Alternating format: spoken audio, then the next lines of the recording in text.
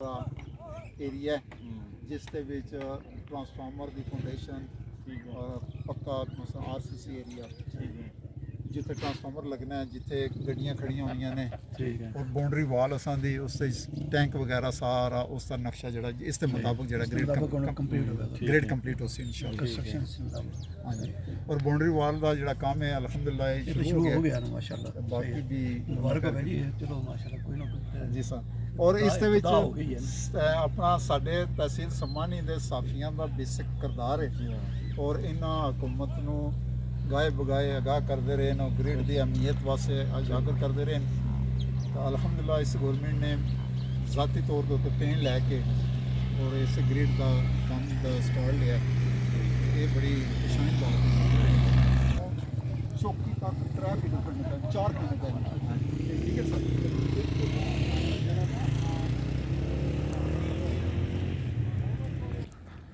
Grid station समाने मंसूबे पर जो काम है वो तेज़ी के साथ जारी है। इसकी बाउंड्री वॉल का काम भी इस वक्त तेज़ी के साथ जारी है। मुतलका ठेकेदार इस वक्त यहाँ पर मौजूद हैं। SDO साहिबान सब डिवीज़न समानी वो भी यहाँ पर मौजूद हैं। उन्होंने ब्रीफिंग भी दी है साफियों को यहाँ पर। और एक्सियन ग्रिड एक्सियन डिस्ट्रिक्ट मेंबर वो भी यहाँ पर पहुँचे हुए हैं और काम का जायज़ा ले रहे हैं। और बिलाशुबा ये एक बहुत बड़ा अहम मंसूबा था सब डिवीज़न समानी जो सीज़ फायर लाइन पर वाक़या है और जहाँ पर कम तरीन बिजली वोल्टेज का लोगों को सामना था। और इस पर मौजूदा हुकूमत के वज़ीर आज़म चौधरी अनवारुल हक ने फ़ंड्स जारी किए, इसकी टेंडरिंग मंसूबा पास किया और अब जाकर इस पर काम का आगाज़ हो चुका है। 2 साल के अंदर इस मंसूबे को इन्होंने मुकम्मल करना है।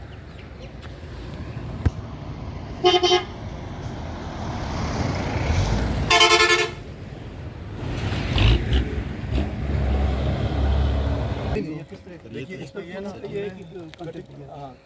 कंट्रैक्टर एक ही है। सारी चीज़ें जो होती है ना वो चलती हैं उसके साथ प्रोसेस के साथ। हम सारा काम ये कुछ नहीं शुरू कर सकते। सबसे पहले ग्रिड स्टेशन में उसकी बिल्डिंग बनती है, कंट्रोल हाउस बिल्डिंग है जिसकी हमने कटिंग करके तो वो अब पीछे वाली कटिंग हमने इसलिए की है कि इसके पीछे जो हमारे ट्रांसफार्मर लगने हैं, ट्रांसफार्मर के पीछे हमारी लाइन लगनी है, लाइन के साथ प्रोटेक्शन का सामान लगना है तो उसके लिए हमने कटिंग कर दी है। साथ सबसे पहले कंट्रोल हाउस बिल्डिंग, इसके बाद हमारे पीछे जो यार्ड जिसको कहते हैं जिसमें ये ट्रांसफार्मर ये सारी चीज़ें लगती हैं वो इसके बाद काम शुरू होता है। लेकिन कटिंग इसलिए पहले करना ज़रूरी है कि हमने अपने तमाम लेवल्स लेने होते हैं। उन लेवल्स के बाद ही हम अपनी बिल्डिंग का भी लेवल लेते हैं और बिल्डिंग का काम स्टार्ट करते हैं, उसके बाद यार्ड का काम स्टार्ट। तो ये सारा चीज़ें जो है ना यकमुश्त हम नहीं शुरू कर सकते, ये स्टेप बाय स्टेप चलते हैं। इसमें ये फिलहाल जो आपको फंड जारी हुए हैं वो किस मद में ये कंस्ट्रक्शन बिल्डिंग कंस्ट्रक्शन के लिए? अच्छा, इसमें जो है ना हमें पहले जो सबसे पहले तो फंड जारी हुए थे ना, इसकी हमने लाइन का सामान मुझसे खरीदा ठीक तकरीबन वो मुझे एग्जैक्ट फिगर नहीं याद, मेरे समय 230 मिलियन जो थे तो इसकी लाइन का 100% सामान हम खरीद चुके हैं। अब उसमें अल्हम्दुलिल्लाह हमें कोई प्रॉब्लम नहीं है लाइन का, बल्कि हमने इसकी कब है जी अपना अदनान लाइन की इसकी कब है ओपनिंग कॉन्ट्रैक्ट की?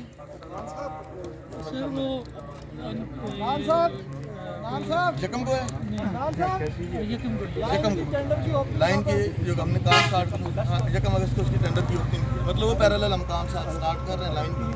तो अभी हमें ये जो मई में हमें आखिरी फंड मिले थे 15 मिलियन मिले थे।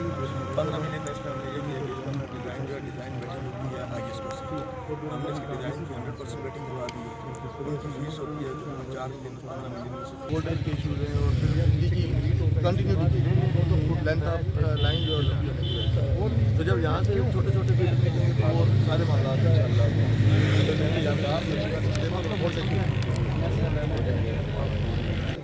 अच्छा अभी फीलिंग होगी। अब हम इस वक्त हम एग्जीक्यूशन मोड में आ गए हैं। एग्जीक्यूशन मोड में बहुत सारी चीज़ें तब्दील हुई हैं, रास्ते में बहुत सारी आबादियाँ बन जाती हैं। मैं इसलिए कह रहा हूँ कि ये ना इसलिए जब हम एग्जीक्यूशन मोड में आते हैं तो एग्जीक्यूशन मोड में एग्जैक्ट सर्वे होता है।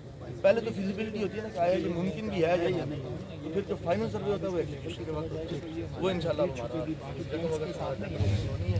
तो वो टेंडर हाँ टेंडर ओपन होगा ना, टेंडर में पहले टेक्निकल क्वालिफिकेशन हम देंगे तो जो 2-2.5 हफ्ते लगते हैं उसके बाद फाइनेंशियल